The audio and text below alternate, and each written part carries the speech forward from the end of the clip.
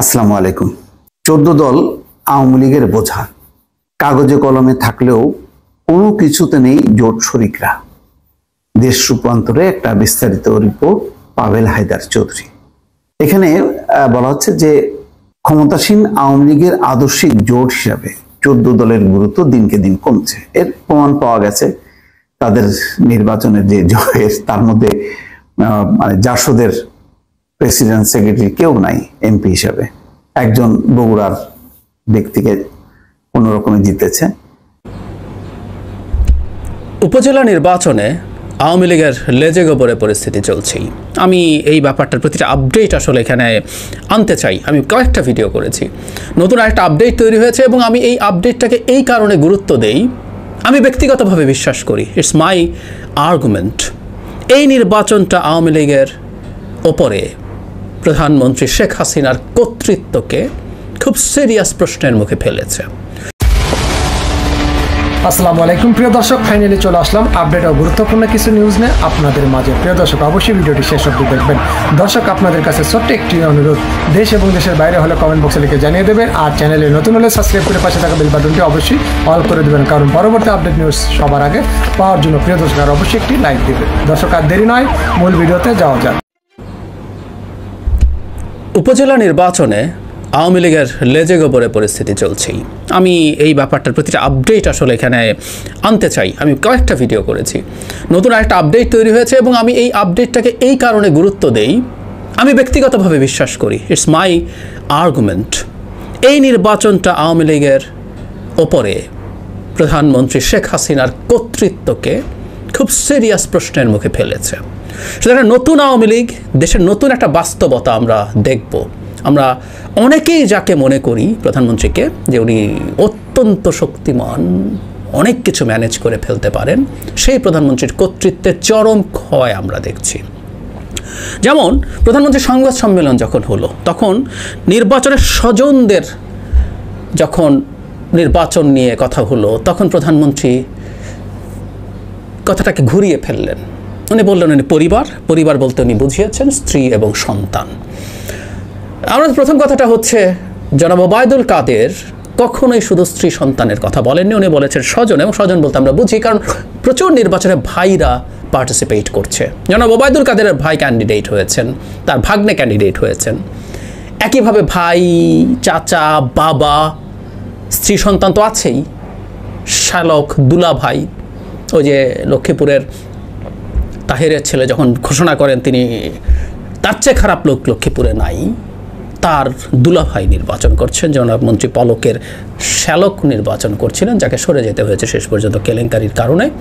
তো এই ঘটনাগুলোকে যখন ঘটলো তখন আসলো, কিন্তু এখন পাশ কাটানোর চেষ্টা হচ্ছে, কারণ আওয়ামী লীগ ইজ ডিফিটেড। প্রধানমন্ত্রীর কর্তৃত্বের সিরিয়াস অবমাননা হয়েছে, তাই সরে আসার চেষ্টা হলো। কিন্তু সরেও কি আসা গেল? প্রধানমন্ত্রী যে সংজ্ঞা দিচ্ছেন যে স্ত্রী এবং সন্তানরা পারবে, স্ত্রী এবং সন্তানরাও কি সরে গেছেন? উত্তর হচ্ছে না। আমি সেই জায়গায় আসছি। জনাব ওবায়দুল কাদের, যেটা হয়েছে, উনি প্রধানমন্ত্রী যখন তার সংবাদ সম্মেলনে বক্তব্য দিয়েছেন, তখন উনি বলছেন, আওয়ামী লীগের সাধারণ সম্পাদক, উপজেলা নির্বাচনে আমি যেসব বক্তব্য রেখেছি অনেকে ভেবেছিলেন আমি নিজেই নিজের নামে বলে বেড়াচ্ছি, কিন্তু গতকাল নেত্রী নিজেই এই কথা খোলাসা করেছেন। স্বজন বলতে তিনি দুটো শব্দ উল্লেখ করেছেন, স্ত্রী ও সন্তান। আবার উনি তো ওনার নিজের ক্ষেত্রে ওটারও ব্যাখ্যা দিচ্ছেন। একটা প্রশ্ন হয়তো আপনারা করতে পারেন, আমার স্বজনও একজন প্রার্থী হয়েছে আমার নিজের উপজেলায়, সেখানে প্রশ্নটা হচ্ছে আমার এই প্রার্থী, তার পেছনে সমর্থন আছে কিনা, সম্মতি আছে কিনা, আমি তার পক্ষে প্রশাসন বা নির্বাচনকে প্রভাবিত করার চেষ্টা করছি কিনা সরেজমিনে, সেটাই দেখার বিষয়। আমার সঙ্গে দল এর কোনো সংযোগ নেই, নেতৃস্থানীয় কারো সমর্থন নেই, আমার সমর্থন তো প্রশ্নই আসে না, কাজেই আর এটা শেষ পর্যন্ত সরে যাবে না এটাও বলা যায় না। দেখুন, ওবায়দুল কাদের এই জবাবটাও হাস্যকর। ওনার ভাই এবং একজন না, দুজন, ওনার ভাগ্নেও আছেন, ভাই চেয়ারম্যান, ভাগ্নে সম্ভবত ভাইস চেয়ারম্যান বা কিছু একটা। আপনি প্রভাব বিস্তার করছেন কি করছেন এটা তো প্রশ্ন না, কারণ আপনি এই প্রশ্ন যদি তোলেন তাহলে প্রত্যেকে আসলে একই কথাই বলবে যে তারা প্রভাব বিস্তার করছে না। সুতরাং প্রভাব বিস্তার করছে কি করছে না কোনো আলোচনার বিষয় না, বিষয়টা হচ্ছে আপনি, আপনার ভাই এখানে ক্যান্ডিডেট আছে এবং উনি সরে যাবে না এখন পর্যন্ত বলছে না, ইত্যাদি ইত্যাদি। কিন্তু যে কথাটা শুরুতেই প্রশ্ন করে রেখেছিলাম, স্ত্রী এবং সন্তানও যদি আমরা বলি, সেই ক্ষেত্রে কি দাঁড়াচ্ছে? এখন পর্যন্ত তৃতীয় পর্যায়ে যেটা আছে, 3 ধাপের নির্বাচনে অন্তত 9 জন সন্তান চেয়ারম্যান প্রার্থী, প্রার্থী আছেন একজন সংসদ সদস্যের বাবা ও আরেকজনের স্ত্রী, মানে আমি বাবাকেও যদি সরিয়ে রাখি 9 জন সন্তান এবং একজন স্ত্রী, মানে প্রধানমন্ত্রী যাকে স্বজন বলছেন, আবারও বলছি এই স্বজনটাকে এভাবে বলা মানেই পরাজয়। তারপরও যেটা বলেছেন সেখানেও 10 জন ক্যান্ডিডেট, মানে আওয়ামী লীগ দেখানোর চেষ্টা করে 10 জন মানে উপজেলার সব উপজেলা কয় % হয়, এগুলো ফালতু কথা। মানে একজন ভীষণ শক্তিশালী নেতা, তার অবাধ্য, আগে তো ছিলেন প্রথম পর্যায়ে তো মনোনয়ন প্রত্যাহারের সময় শেষ, ওখানে তারও হয়ে গেছে, এখনও এনারা প্রত্যাহার করছেন না, যাদের প্রত্যাহার করার সময় এখনও আছে, সুযোগ এখনও আছে। এটা স্পষ্টভাবেই আবারও বলছি ভীষণ রকম কর্তৃত্বের ক্ষয় দেখায়। এরা কয়জন সরছেন না, এমনকি সংসদীয় কমিটির একটা বৈঠক হয়েছিল আওয়ামী লীগের, সেখানেও উনি খুব স্পষ্টভাবে এই ব্যাপারে নির্দেশনা দিয়েছেন, তারপরও এই পরিস্থিতি রয়ে গেছে। আমার বটম লাইন ওই জায়গায় সংজ্ঞা পাল্টালেন প্রধানমন্ত্রী। স্বজন বলতে কি বোঝায় না বোঝায় আমরা বুঝি, এবং এটা যে স্বজন বলতে খালি স্ত্রী আর সন্তান বোঝানো হয়নি আমরা খুব স্পষ্টভাবে জানি, কারণ এই নির্দেশনা এসেছিল জনাব পলকের শ্যালকের লোকজন যখন উনি বিনা প্রতিদ্বন্দ্বিতায় নির্বাচিত হবার খায়েশ হয়েছিল, সবাইকে কিছু না কিছু দিয়ে ম্যানেজ করেছেন, টাকা পয়সা কোটি টাকা দামের পুকুর দিয়েছেন, একজনকে যখন পারছিলেন না তাকে তুলে নিয়ে গিয়ে পিটিয়েছেন, তারপরে এই ঘোষণা আসে। সুতরাং স্বজন মানে আসলে এই সব অল দ্য রিলেটিভস, কারণ শুধু স্ত্রী আর সন্তানের ক্ষেত্রে মানুষ প্রভাব বিস্তার করবে আর কারো ক্ষেত্রে করবে না, এটা কি সঠিক কথা? কোনোভাবেই আমরা তো ক্লিয়ারলি দেখেছি প্রভাব বিস্তার করছে। আমি যে তাহেরের কথা বললাম, তাহেরের সন্তানের কথা বললাম, যিনি হুমকি দিচ্ছেন লক্ষ্মীপুরের, তার দুলাভাইয়ের হয়ে, যেন পলকের শ্যালকের হয়ে কি হয়েছে দেখেছি তো আমরা। সুতরাং স্বজন হলেই প্রভাব বিস্তার করে, একজন তার স্ত্রী সন্তানের জন্য করবেন, বাবার জন্য করবেন না, ওবায়দুল কাদের তার ভাইয়ের জন্য করবেন না। আমরা এত স্টুপিড, আমরা এগুলো বুঝি না, বুঝি। কিন্তু যেটা হয়েছে এই সংজ্ঞা থেকে সরে আসা ইটসেলফ পরাজয়, এবং সেই সংজ্ঞা যেটা দেয়া হয়েছে সেই সংজ্ঞাটাও আওয়ামী লীগের অভ্যন্তরে রক্ষিত হচ্ছে না। সুতরাং আমার যে হাইপোথেসিসের কথা দীর্ঘদিন থেকে বলছি, সেই হাইপোথেসিসটা প্রতিদিন আরও নতুন করে স্ট্রঙ্গার হচ্ছে। মানে আওয়ামী লীগ তার আচরণ দিয়ে প্রধানমন্ত্রীর শেখ হাসিনার দলের উপরে, কর্তৃত্বের উপরে সিরিয়াস প্রশ্ন তুলে দিয়েছে, এবং বহুবার বলছি, এখনও বলছি, ওনার হাতে আসলে ক্ষমতা নেই। ক্ষমতার অনেকগুলো দেশে বিদেশে অনেকগুলো কেন্দ্র তৈরি হয়েছে, অনেকগুলো জায়গা থেকে ক্ষমতা তৈরি করা হয়, ক্ষমতার ছড়িয়ে দেওয়ার চেষ্টা করা হয়। ভারতের প্রার্থী আছে বলে আমরা এখানে অনেকে হ্যাডাম দেখিয়েছিলাম না, ভারতের প্রার্থী আছে, দেশের ভেতরের আবার অনেকগুলো ক্ষমতার জায়গা আছে, তারা এটার প্রার্থী ওটার প্রার্থী, ওখান থেকে আমাকে সমর্থন দেওয়া হচ্ছে, সুতরাং আমি দলের কথা মানবো না। আমেরিকার কথা না মানলে কি হয়? আমার দেশের ভেতরেও কিছু লোকজন আছে, কিছু ক্ষমতার কেন্দ্র আছে যারা আমাকে ক্ষমতায় দেখতে চায়, দেশের বাইরে আছে, ভারত তো আছেই, আরও কি আছে। সুতরাং আমরা এই নির্বাচনটা বাংলাদেশের ভবিষ্যৎ রাজনীতির, আওয়ামী লীগের ভবিষ্যৎ রাজনীতির একটা চমৎকার টেস্ট কেস হয়ে থাকলো। আসসালামু আলাইকুম। 14 দল আওয়ামী লীগের বোঝা, কাগজে কলমে থাকলেও কোনো কিছুতে নেই জোট শরিকরা। দেশ রূপান্তরে একটা বিস্তারিত রিপোর্ট, পাভেল হায়দার চৌধুরী।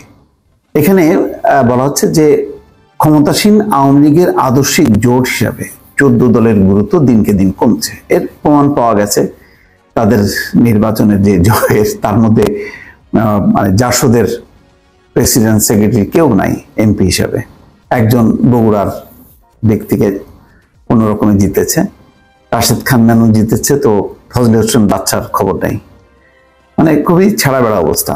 আর দিলীপ বড়ুয়া অন্য বাকিরা কারোরই কোনো খোঁজ খবর নেই।